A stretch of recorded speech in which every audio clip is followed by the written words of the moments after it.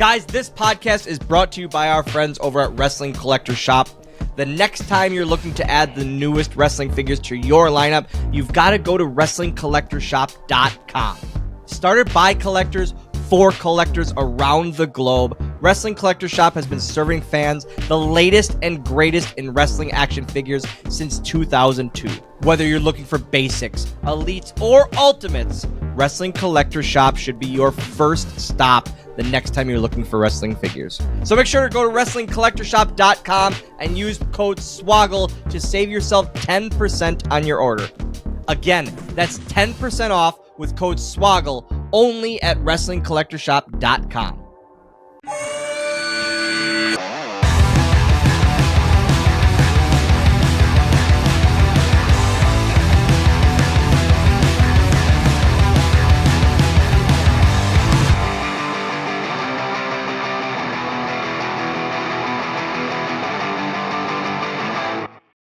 Once again, as you see in the title of this episode, it's Small Talk.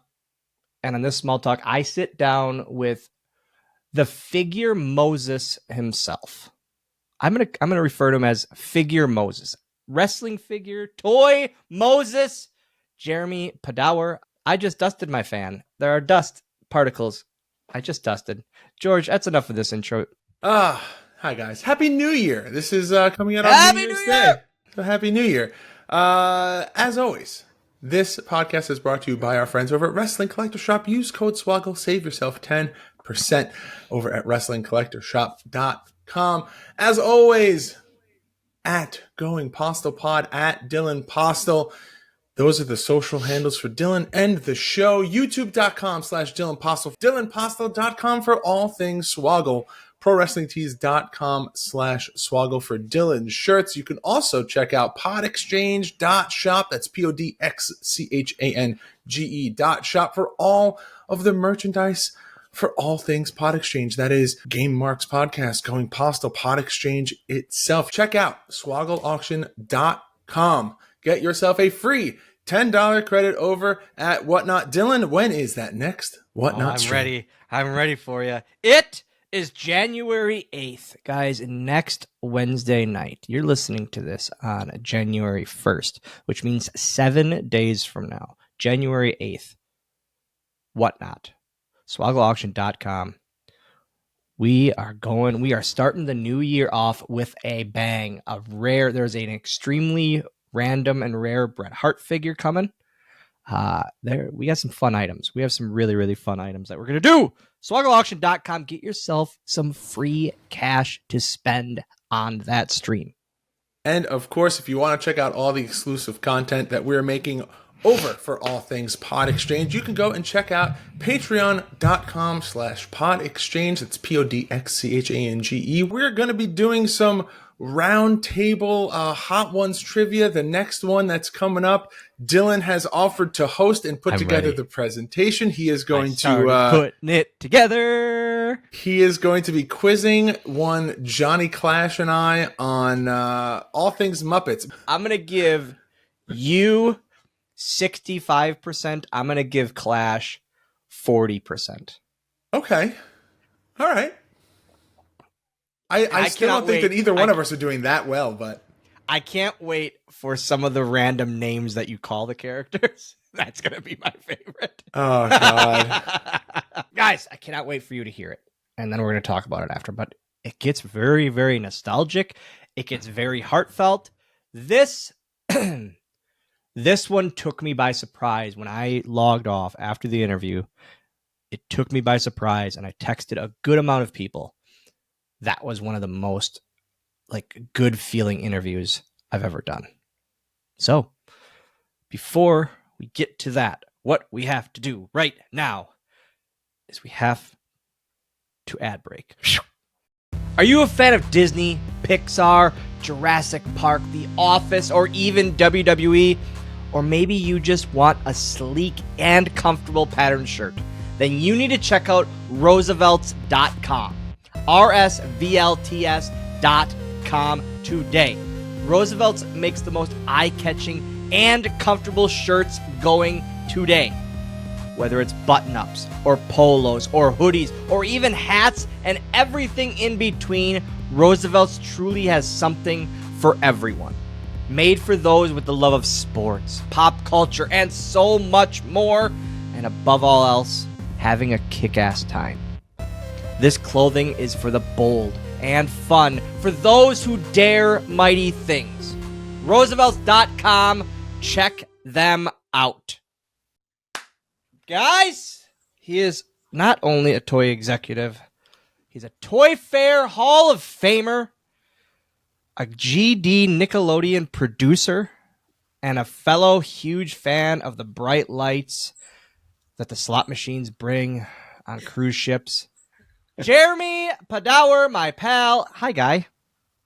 What's going on? Holy crap. I got to tell you something. I am so happy to see you, and I feel like I'm staring at a younger version of yourself. I feel 30. I'm 38, going on 58 as I feel, but lately I've been feeling like 48. I feel good, man, and you saying that makes me feel even better. Oh, heck yeah. No, dude. Yeah. Obvious. Your hard work is paid off. Let's go. There's a lot of work to do yet. A lot of work. A lot of changes to still be made. Taco Bell is still my enemy. I love you, but I hate you very much, Taco Bell. But, life is good. I realized I have my 14-year-old son who is not getting any younger by any means. Yeah. And as active as he is, at times, I need to try to still be as active with him. And he pushes me, man. I didn't think about it until leaving the gym today, but he's doing 2 sets of workouts still a day, and he's not even in football anymore. He's off season for football, but he's already still doing workouts for next year because he wants to play again. And he's motivating me, and he has no idea of that. I won't tell him that either, because then I'll just grow his ego. It's of zero surprise that your kid would be an athlete. I mean, think of it. Because I was such one in high school. No, bro. All right, listen. How many people that are 38 years old can do what you do? And specifically, genetics tends to work this way. You're athletic. Yeah. Your son's athletic. Yeah. I'm shocked. Come on. Mark it down. Clip it. I am athletic because Jeremy, he is a GD CEO calling me athletic. A CEO is calling me athletic. Probably the first in history. All right, this isn't about me. This isn't about me. Is it? Isn't it? No, this is a small talk with you. Okay. And I here's the thing. You truly are living the epitome of the Toys R Us dream of never wanting to grow up. Working in just about every toy brand imaginable and with every major toy company imaginable.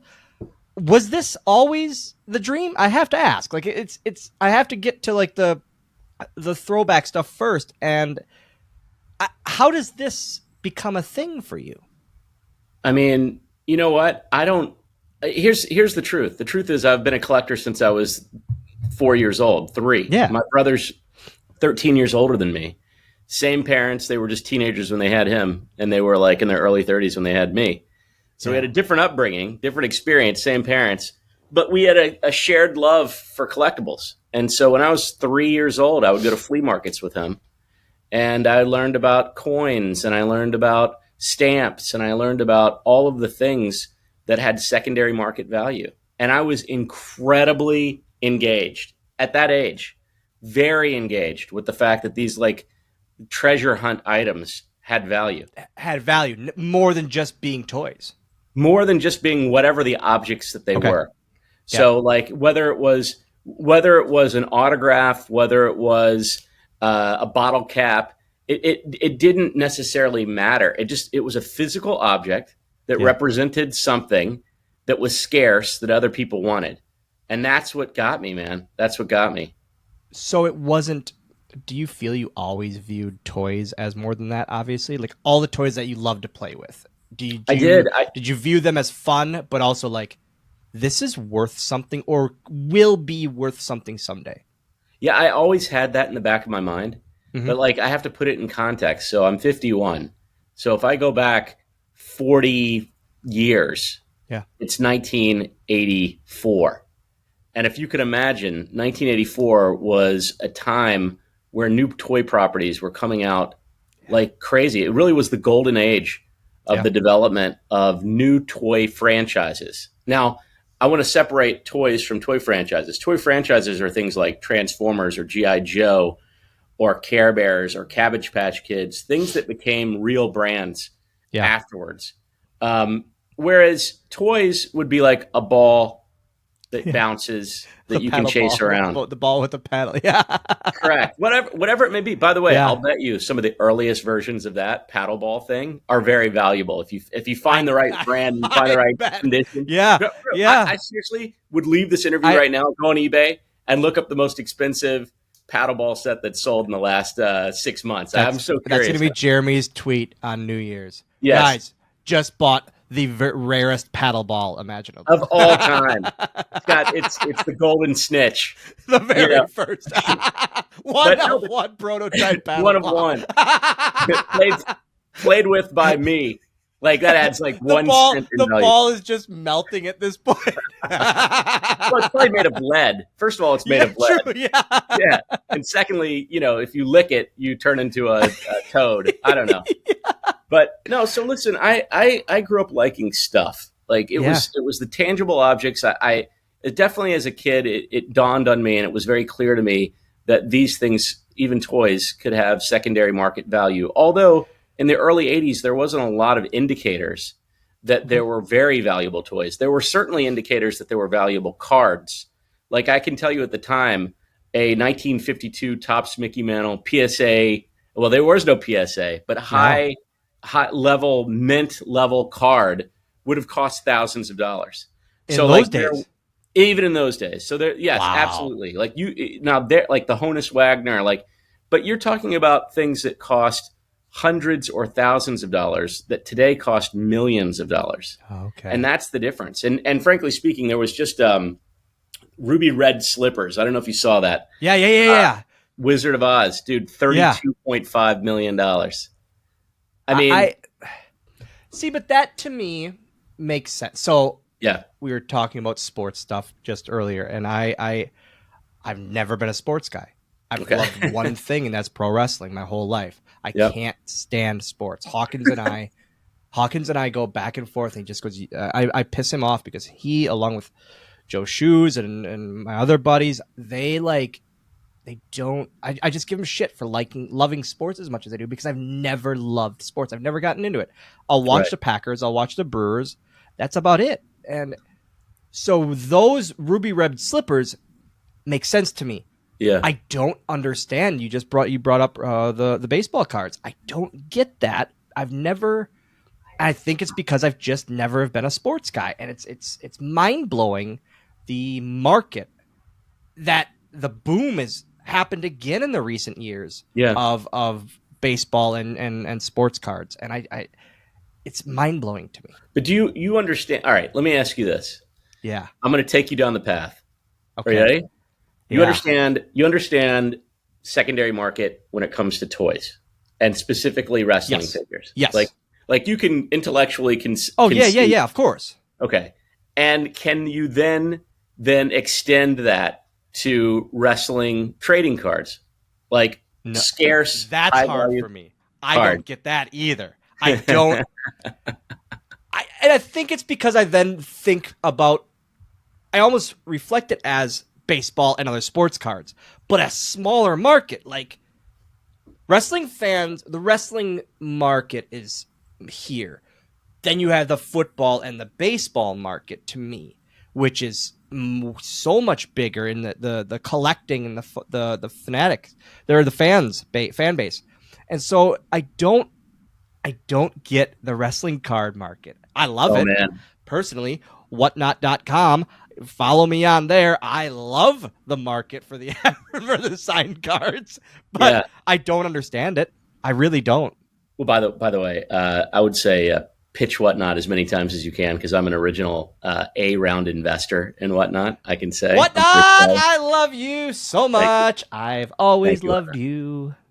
I'll just tell you this: cards have value in that there's a scarcity to it. It represents something that you have an affinity towards.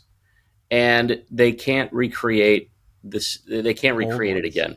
Okay. So once it's out there, it's like, when I look at the old, like, to me, the grails of wrestling cards are like the early 80s Hogan cards. Okay. And so, Yeah. like, one just sold in 1982 Wrestling All-Stars, PSA 9. Saw this one. $130,000. Now, by the way, I want to tell you, I won a bid for a Hogan. It was a BGS 9.5. I paid $2,800 for it. This was roughly 4.5 years ago. But I inspected the card and I was like, and I returned it. Now, that's a rare moment of heartbreak, because what do you mean you inspected it? What do you mean? Something was off. Like, there was like a little chip in the card. It was really effed. I mean, like, there was something wrong with it. So you feel the grading wasn't what it should have been? Grading was wrong. Okay. Yeah, there was something wrong. It was like as if someone had taken a worse version of the card and somehow pried it open and sealed it back together.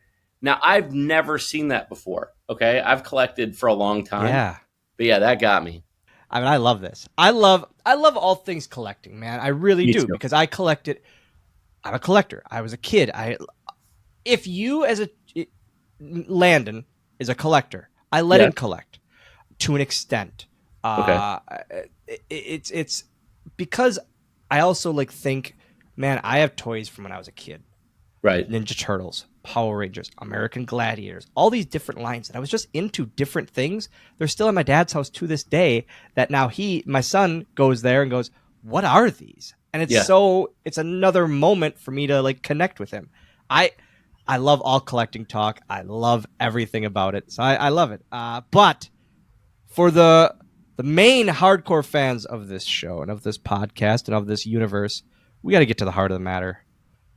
You're my first thing that I remember falling in love of a project that you did, and you are the sole reason for me getting back into action figure collecting. Nice. Is the Jakks Classic Superstars. I was out on figures. I did the Hasbros, and then they went to the Titantrons, and I was like, no, I can't do it. I'm not going to do it. And then the Classic Superstars came out, and it was like, this is incredible. It's finally and I think it's because that one word that all of us love in this crazy toy world, which is nostalgia. I think that truly is what brought people in. The kids might not have cared as much, but their parents, who have the money, they care a lot because it's the nostalgia. Is that what the reason, the mindset was for you with it, or what was it? So what it was, I was 29 years old, and I went over to Jakks. I had been at Mattel, and I was given a much bigger job than I probably deserved, and it was heading up the entire action figure business from the brand marketing and development side. And they had the WWE, and it was 2002, and the challenge with WWE in 2002 is it was evolving very rapidly from being post. It was like post Attitude, but pre Ruthless Aggression. So it was right in that middle moment, and the product was failing at retail. It was. I mean, we were being threatened by Walmart that they were going to pull us off the shelf. Oh, really? And so, yes, I mean, because here's the challenge. It wasn't the WWE, and it really wasn't Jakks. It was just simply things changed so drastically. And it wasn't necessarily being managed by someone with a collector mindset. And so what would have been the hot toys at that point? I can't even think. Oh, I don't. You know what? Here's the thing. There was plenty of things back in the early 2000s, but the moment of truth for me was just looking at the line and saying, this line is being developed for younger kids. And I believe that adult collectors really would be the target for this right now. And so I put together a business plan, and I had the opportunity to communicate with Vince McMahon and his team. And I basically said, look, here's the scenario. I'm a collector. I've collected my whole life. I wouldn't buy this. But here's what I would buy. I would buy authentic action figures with soft goods, something that reflects your current content. And then I would want to collect the history of wrestling, and only you can really capture that. But Vince McMahon's big challenge and concern was, how do you sign guys that are not signed to WWE, A, and B, do we really want to focus on people that are not part of the organization?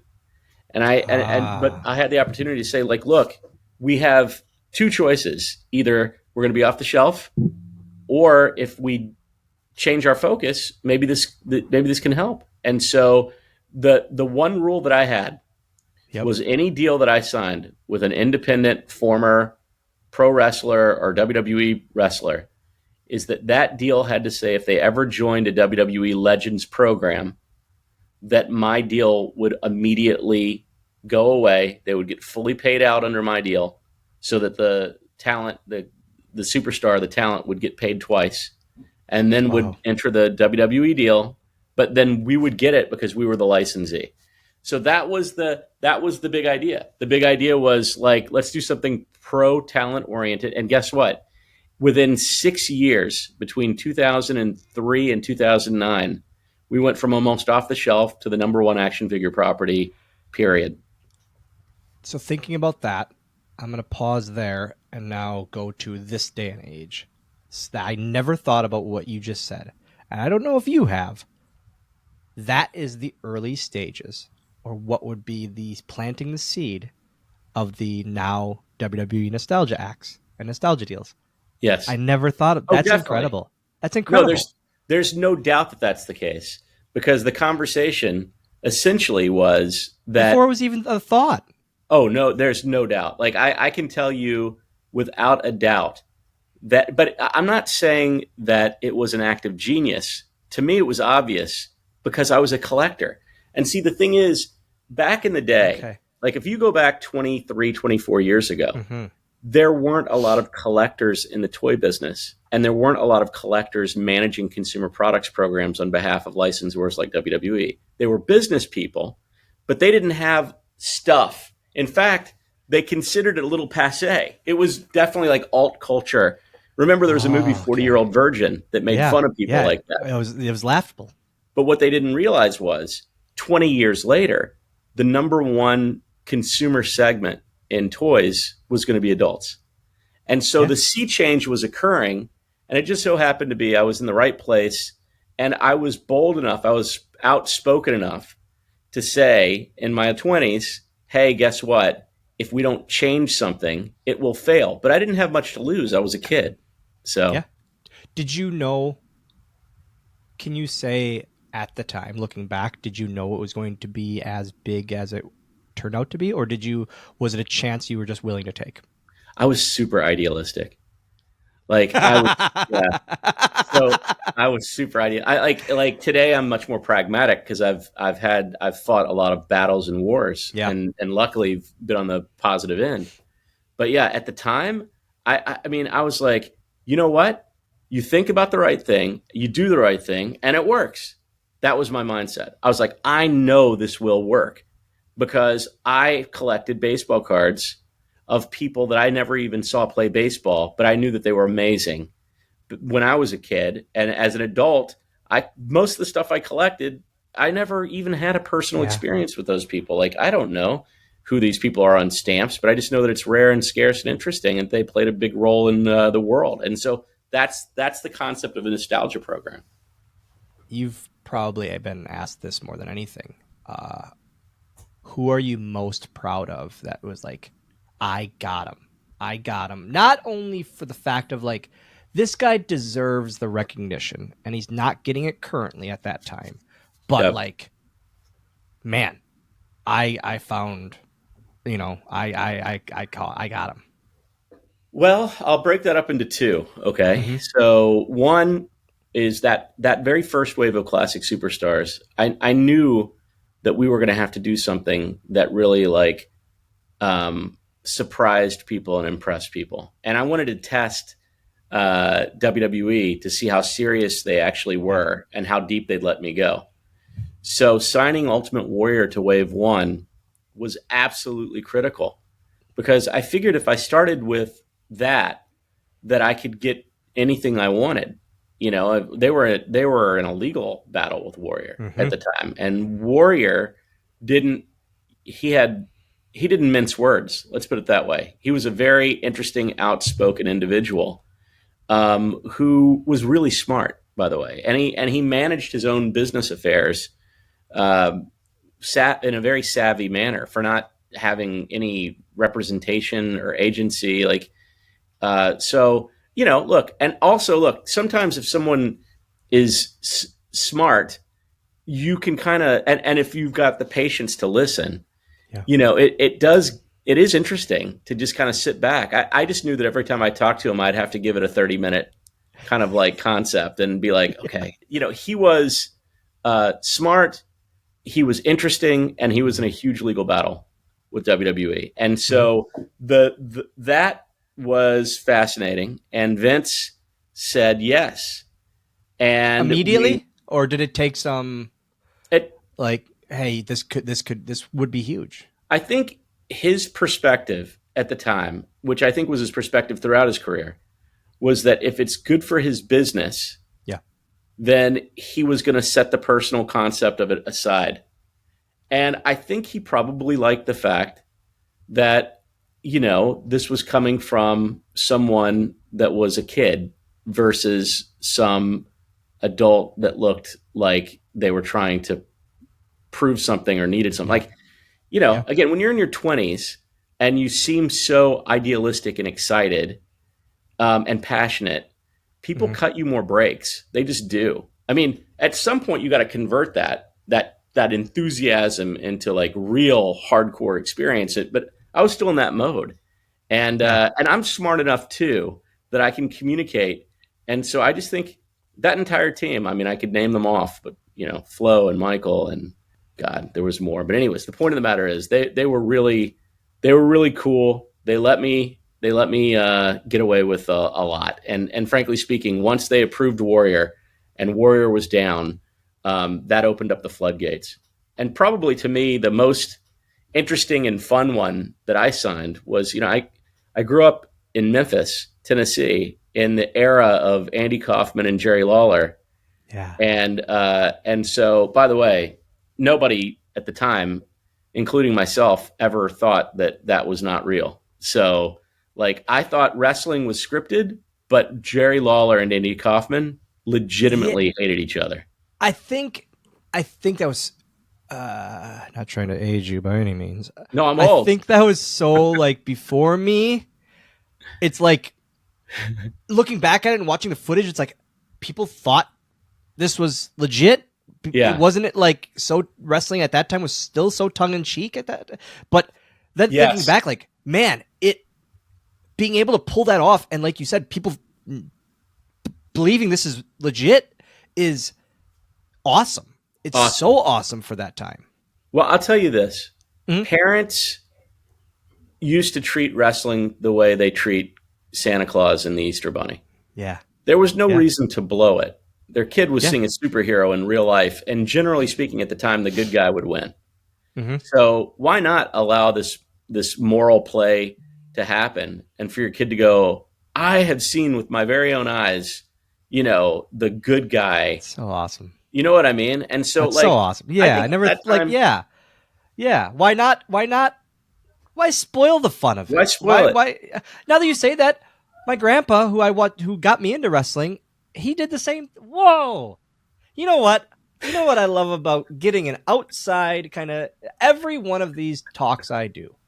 I have a sit back moment of, whoa, like a realization, and that's a realization from this one of, holy cow! In my living room, 20 feet from this room that I'm in, watching wrestling for the very first time.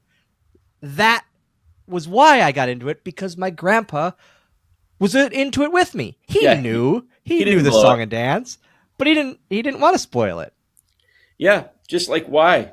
Because again, I think the other thing was wrestling also teaches really good lessons to people, especially people who are wired kind of the way I was as a kid, whereas I really thought that only good things happen to good people. Well, if I could see that occasionally bad people do bad things that work, like, it makes you more savvy. So It's a like I lesson, think yeah. wrestling to me is great for kids. It's really good for kids. Now, what I wouldn't want to see is a pro wrestling organization where only the bad guys win all the time. Yeah. I ultimately what has to happen is that the morals, the story has to move towards good Yeah. ultimately, or at least indifferent. And that's what really that Attitude Era was all about. It was rock and roll indifference. It was like, but even those guys, you would see the good in Stone Cold. You would see the good in Rock. Were there any, going back to the classic superstars and the ones, that you're most proud of, were there any that you can think of that were not green lit or were green lit but got cutting room floor that never made it to production that you can think of? There were moments where there were different people that we couldn't. Obviously, we couldn't make Macho Man at the time. Yep. I couldn't get a straight answer as to why.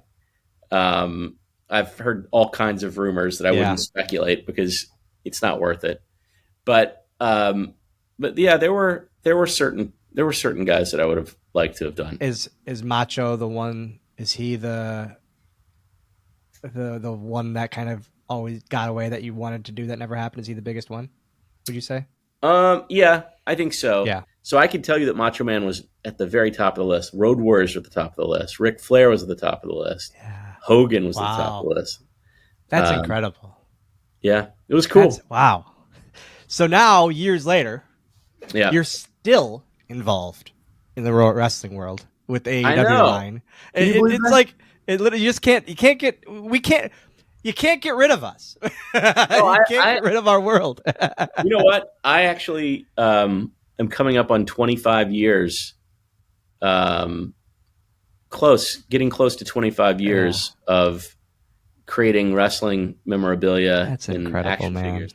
I That's believe. incredible. Well, and I'll tell you another thing too. So I'll just tell you. I'll do a quick thing on my career, Please. just to kind of flow it out.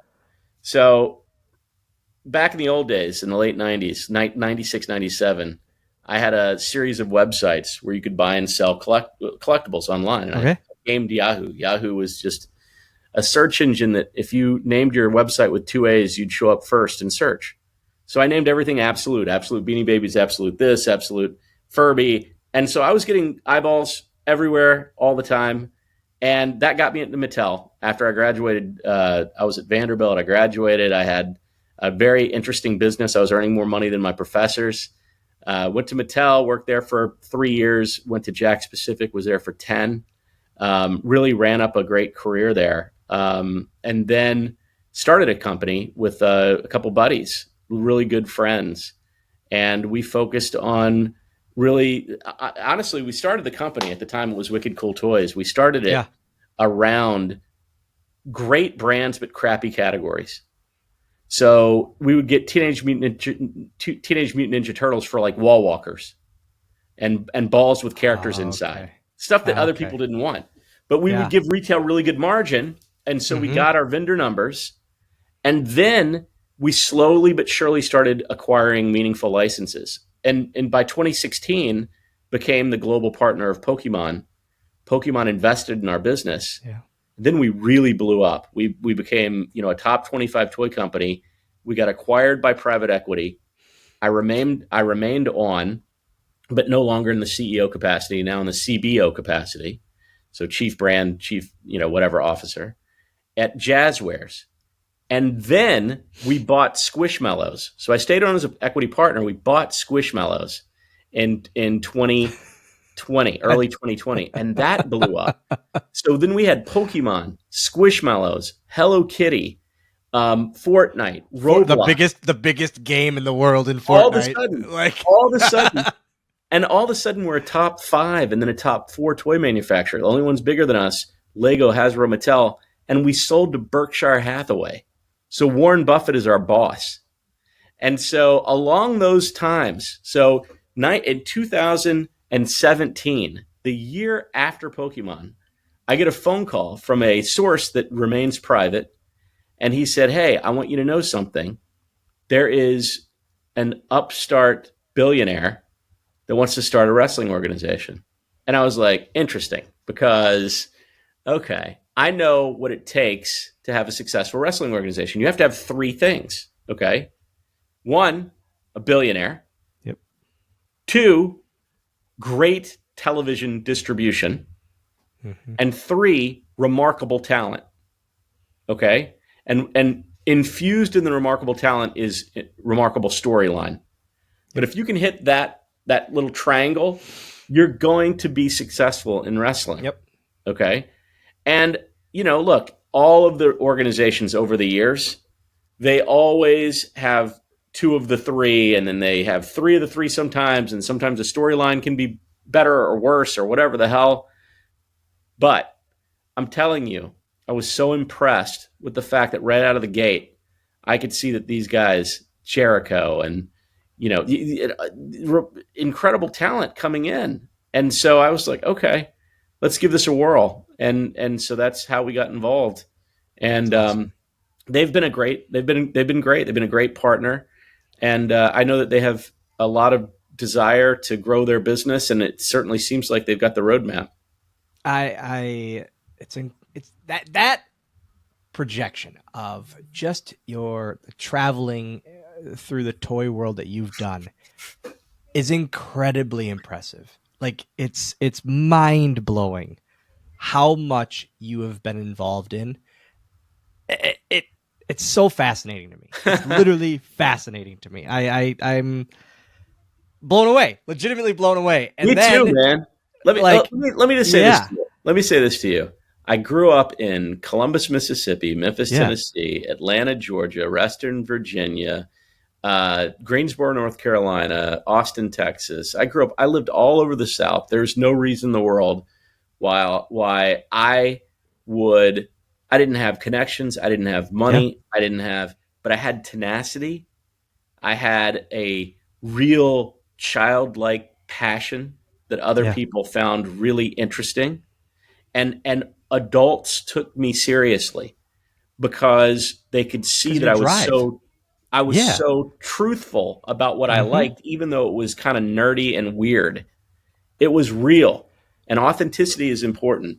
That's just it. Your drive and you're talking about your ideology, and that it shows through. Literally, it shows through in every interview you do, in every project you're a part of, everything you do. And I think you talked about pitching Warrior to Vince McMahon.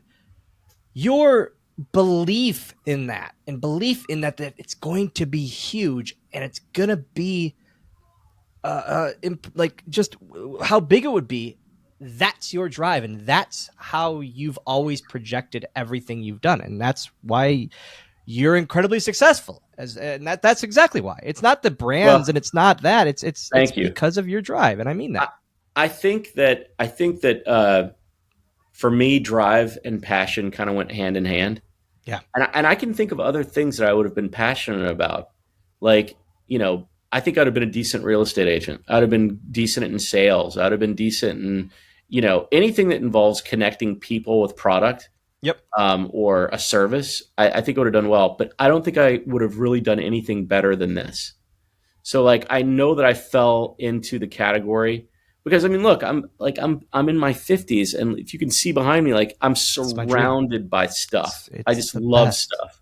It's the best. And it's because I said it in the beginning of the episode. You have lived the epitome of Toys R Us's I don't want to grow up. And that's it's saying that to someone might be laughable or comedic, but that what's better than that? Ethan Page and I, we say all the time we love the word nostalgia, and it makes me feel like it hasn't really hit me until the last few years of how much nostalgia means to me and how cool that is to me still to this day. And that's why I still love wrestling. I got into wrestling because of toys. I'm still in this because of toys. Yep. And it's because nostalgia. There's nothing better than nostalgia. It's if you disconnect yourself. My dad has pop cans. He has antique vintage pop cans, Pepsi, Mountain Dew, that he's just collected and gotten over the years because it's nostalgia to him. It's what he remembers from a kid, and that's he's not a collector. He doesn't have any toys in that, but that's what he has. That's because it's nostalgia. And if you disconnect yourself from nostalgia, I don't think that's a way to live. No. I don't think that's a healthy way to live at all. It's like the way some people look at music. Their memories trapped in physical objects that you carry with you, and I can kind of give you a sense as to why, in my opinion, a 38-year-old might find nostalgia more interesting every single year.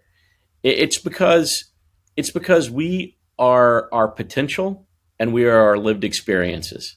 Okay, the longer you live, the more you've had experiences that you can reflect upon. Right? That's the best. And I think that you, at 38 years old, think about it. You've lived nearly half a life. Yeah. And so you've got a lot to think about, a lot to reflect upon, and a lot to be proud of. And so that you'll spend more time. And like me at 50, I probably spend a little bit more time in my day thinking and replaying in my mind all the stuff that is cool and is meaningful to me. And frankly speaking, that's also called experience, right? Yeah.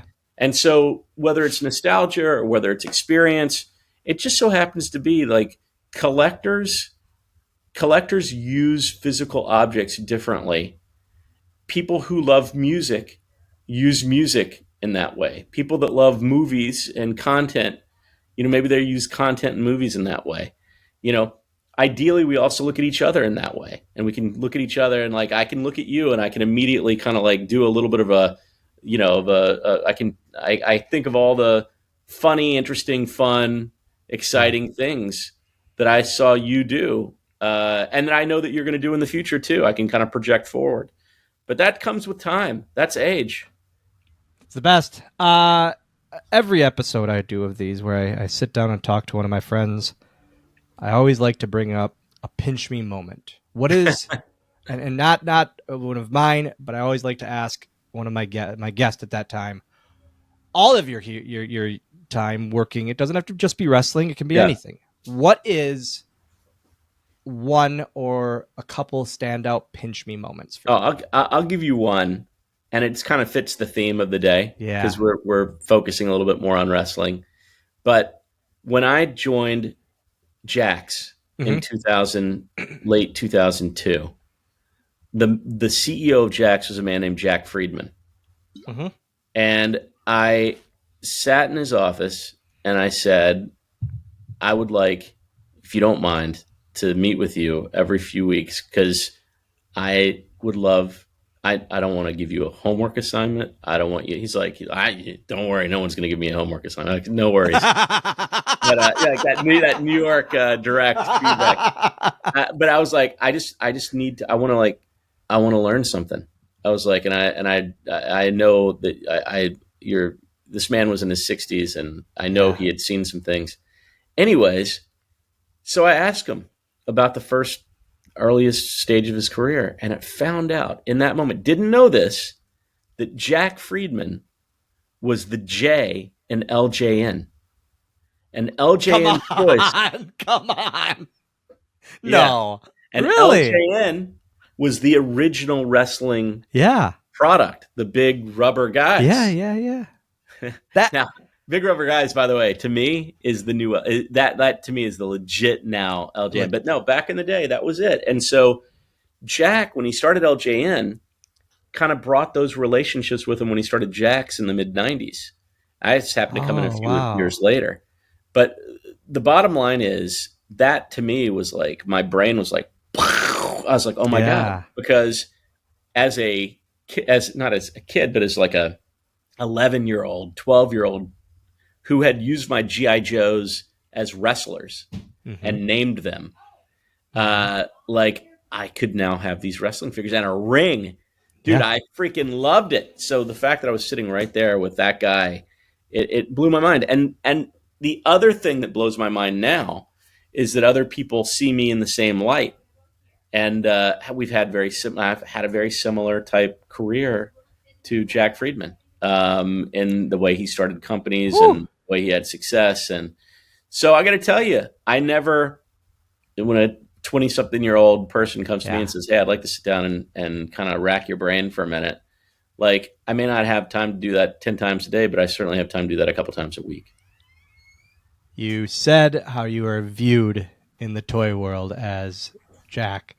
You are viewed in the toy world as an absolute legend, especially in the wrestling toy world, amongst every other brand you've legitimately even touched. I truly mean that. I can't thank you enough, not for this, but for this case back here, the whole top area, man. You brought me a lot of happiness. Like I said, the one personal thing between us, besides our relationship and our friendship and our love of casinos on cruise ships, the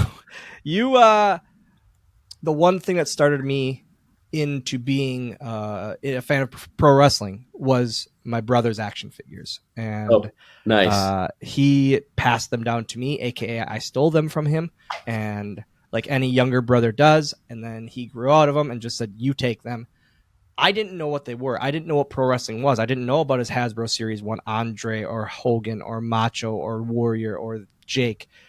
But then my grandpa then introduced me to wrestling. So I literally am here today because of wrestling action figures. No way. My one dream when I got signed to WWE, I signed the contract and I said to my grandpa, in this house, this means I might get a figure. And you are the reason I have that. Oh, heck and yeah, man. That's awesome. Oh, yeah. And we did various versions too. Amazing versions. That. And so much so because I bugged you so much about said figures. Jakks tried to do employee exclusives so I wouldn't get them, and I got my hands on them. So wait, what do you mean? Oh, I know. I got the dirt on this. I found out years later about this. Really? Hold on. I mean, hold on. You're This is good tea, okay? As my girl would say. I found this out years later. The glow in the dark one. So there was the ivory and then the glow in the dark. Yes. The ivory was one of, I think that's the one of 500. The glow in the dark is one of 100. And they were literally the word that I got was, because you being me, ask for everything of yours. They were made so you wouldn't be able to get one ever because they were employee exclusives. And I love that the thinking then made the Cheshire Cat grin come out. No, by the way, what you're saying, I am connecting the dots. It does seem rational. But, I know I did this. I know I bugged the shit out of you guys, and you guys always treated me so well. The one thing that, like, here. Oh, let's grab this. This is probably the most known employee exclusive that we did. Yeah. Yep. Right? The one of 25, Ric Flair, right? White Robe. Yeah, that one. Yep. Yeah. Insane. I don't even know. This thing sells for what, 20 grand or something insane? But there has never been a glow in the dark one. The ivories are just starting to hit the secondary market now. Here's what I think. Okay. And I could be wrong. Here's what I think. Yeah. If it's a one of 100, I can tell you I never did a one of 100 that went to just the employees. Now, the one of 100s would have been dispersed randomly in the grander scheme of things at retail. The one of 500s too, but it's possible that I said, hey, could you reserve a couple pieces? And there's never been a glow in the dark one out there. Ever. I'm trying to think if I have one. And the ivories are just starting to hit secondary. Why is the ivories 15 years later just hitting? I don't know. I would say in the last year they just started to hit. That's interesting. I have no idea. And also a really cool thing. I remember, I vividly remember. Yeah. Your figure, and I remember the glow. That's so interesting. Okay, go ahead. Another cool thing that you guys sent me. Okay. On one of the figures is a face that got pitched to what I was told Stephanie McMahon at the time. Okay. Or whoever had to get the approval for figures, and it was said it was too demonic. But it's a one of one sculpt. Literally sent to me. And I was like, this is the coolest thing ever, and it came right from you guys, and it was never produced ever. Did Peter send that? Yeah, it would have been Peter. Yeah, 100%. Awesome. Yeah. It was great. Yeah. Um, So I thank you, man, for real. you're welcome. I truly, truly mean it. You and that whole team back in the day of literally giving me my dream, my full circle moment of producing me in that form is mind-boggling. It really Dylan, truly is. I'll tell you this. It's your story is well documented. Thank you. But I think when people think about you, they should also we've talked a lot about today making an impact when you're young and being, but dude, if I remember correctly, you were like 19 when you were signed. Am I wrong? 3 days before my 20th birthday. Yep. Yeah. Dude, Yeah, you were a kid. I was a child, literally a child. You were a child. But also when you were 19, I guess I was in my early 30s at that point. But the point of the matter is, I would have found a 19-year-old kid who's just turning 20, who's going through this process. I would have paid way more attention because I would have been like, damn, that's awesome what that guy's doing at that age. I know Matt and Brian were also quite young, right? We're the same age. We're all the same age. They're like 2 or 3. They're a few months older, but it's very, very close. And they were signed around the same time. Yeah. Just after. Man, that's awesome. I love it. I think if you can sign someone, it's good to have a mix. It's good to have the old guys, the young, passion. men and women. Well, sign them for passion. That's what people like. If the passion is there, doesn't matter the age. I truly feel that way. It has to be passion. I think that's true. But I think in any workplace. So being that you were, so I'm switching I'm flipping the script of this conversation now. But being that you were young, did you feel like not growing up in the regional territories was made it more challenging to all of a sudden hit a national, global scene like that? It was mind-blowing. I say it in a lot of interviews I do now, especially about ACW Wisconsin, the company I run. Wisconsin has always been weirdly like a black hole for WWE. Like me, Ken Anderson,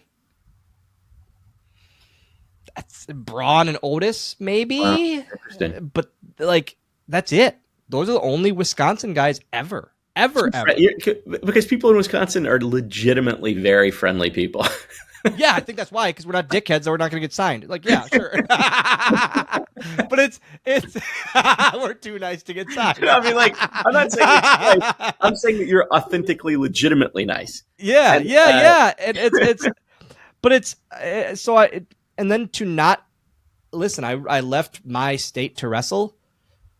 I never went to a non-connected state. I was wrestling independently for 2.5 years. And I wasn't this indie guy that they should have signed and they should have known about. But Ken Anderson put his name out there for me, and it was off to the races. Well, so you started at 16, 15? I started at 17. I started wrestling at 17. 17. Yeah. And then I always wanted to go to Developmental. I always asked talent relations, John Laurinaitis, and I even went to Vince about it. Hey, I want to go to Developmental to show I can wrestle. No, you're fine. I was like, okay, well, let me earn my stripes a little bit. I always wanted to just to experience it. I was a kid. I had a family here, obviously. I love my family here. I would have moved to one of the developmentals in a heartbeat. I didn't have kids or anything keeping me here in Wisconsin at that time. So it does, thinking back, I wish I would have done the developmental thing a little bit, because the camaraderie that all those guys have with each other now, all the connections they have with each other because of the developmental system is insane. But yeah, I grew up in the from WrestleMania 6 into the great new generation era of wrestling. That's cool. Yeah, man. Yeah, listen, no, I mean, you the timing that you were in, it was good timing, because it was the shift had, it was no longer starting again. Yeah, it was interesting and hot, but differently. Yeah, differently. Yep. I think it was hot because it was becoming a family thing again. It was finally, in the 80s, it was family oriented. Then you had the Attitude Era where you couldn't watch it with your kids as much. And now we're in the era of, I think it started in kind of the 2006 era-ish, where anyone can watch it and enjoy it. And now, from young children to grown-ass adults, everyone can enjoy wrestling now. That's definitely true. I think one thing about wrestling that I do find interesting is that it seems to like flow together. Meaning that like when ECW came around, like everything got more hardcore and adult. Yep. Versus traditional content, we'll find like we'll stratify. Yeah. One will be for the kids, one will be for one will be for this group. Wrestling seems to like be like moving in packs. Everything I even think like AEW went a little bit more adult, and I think WWE has kind of followed it into the more edgy universe today. Yep. And I mean, like, by the way, competition for wrestling is really a good thing. The more, the better. Yep. So I love what's going on today with indies. Indies had really almost been like sidelined for what's felt like a couple decades, and now I think, you know, I just like the state of it today. I like the fact that people can join a streaming service that highlights independent wrestling. I like the fact that you have the opportunity to grow up anywhere and be recognized by your talent, because you're going to have the visibility. People will have the visibility with you. And I think it's interesting. You know what? I will say this. The toy world as it pertains to wrestling, it's interesting because there's only so much space at retail. Yep. Okay.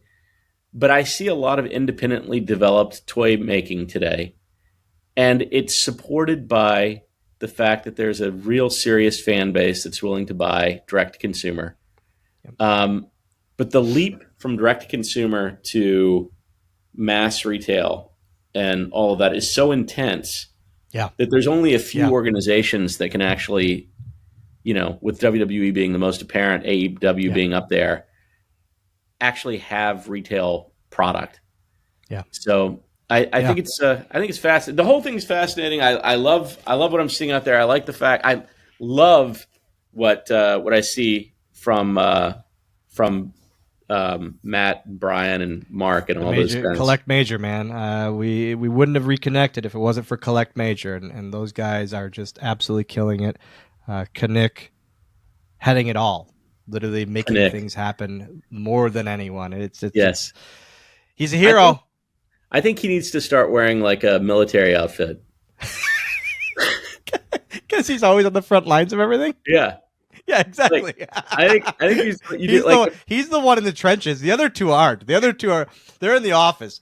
Knick's always in the trenches. Like, yeah, exactly. Like if you want to give him a legitimate gimmick, like I'm not saying that'll be his next repaint. Don't worry, I'm sure. He'd look good, right? Yeah. I'm not saying don't turn him into Sergeant Slaughter. Like, no. But like a legit, like, you know, give him some medals, some bullshit medal. Like, I love it.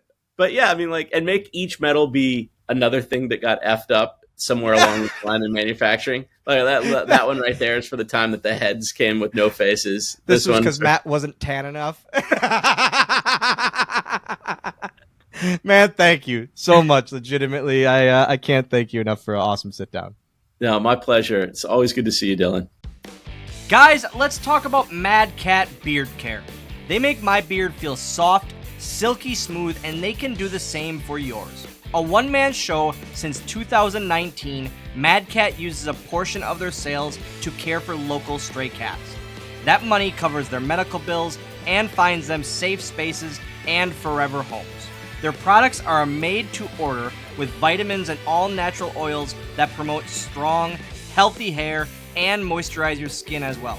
They've got exclusive scents for myself, as well as other wrestlers like my good pal Brian Myers, Mr. Kennedy, and Ring of Honor legend Delirious. Make sure to check out all of their scents, along with my Swoggle scent, which has notes of lavender and sage.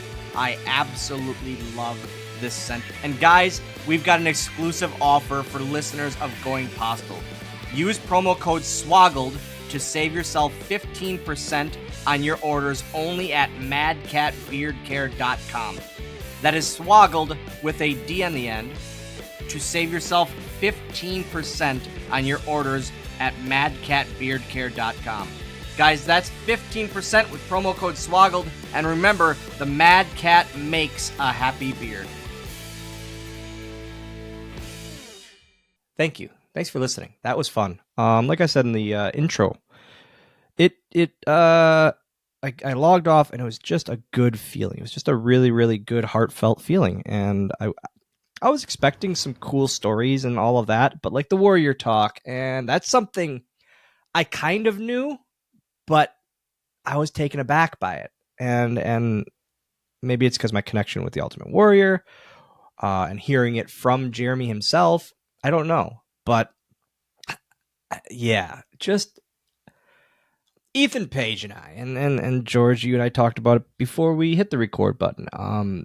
There's something about nostalgia that, man, you could be in the worst mood as an adult and you just think about toys or video games or TV shows. Man, I think about Muppet Babies and it makes me happy. I can be in the worst mood ever and I'll just randomly think of a Muppet Babies episode and it just makes me so happy. Yeah, just that's what this interview was. So I hope you guys enjoyed it as much as I did recording it. Patreon.com/PodXchange, PodXchange. All things this show, all things Game Marks Pod, and more. Ad-free listening, bonus content, and all of that jazz. Thank you guys very, very much for the support all of last year and all of years past for this, for the Patreon, all of that. We cannot do this without your support and continued support into the future. So I thank you very, very much personally for that. Follow me at Dylan Postl on all forms of social media, Instagram, X, all of that at Dylan Postl, youtube.com/Dylan Postl. I have not done a road diary in a while, and that's because I've been just enjoying more of my time on the road, if I'm being honest with you. But ACW schedule is getting crazy. ACWWisconsin.com. This Friday, we are announcing our WrestlingCon list and lineup. Ooh, baby. We went too big. Also, sneak peek. Follow at ACW_Wisconsin on all forms of social media. There's something huge happening on Friday that you're going to want to see for yourself. I think we're going to go viral again, and it's going to be awesome. At ACW Wisconsin on all forms of social media. Hell yeah. And guys, if you have the time, you enjoyed the podcast, make sure to subscribe, leave a 5-star review on Apple Podcasts, Spotify, wherever you choose to listen to your podcast. Yeah, again, thank you very much for the support. Dylan, you got anything planned for that signature sign-off for the new year, the first one of 2025? Don't you forget about me. Don't you forget about me.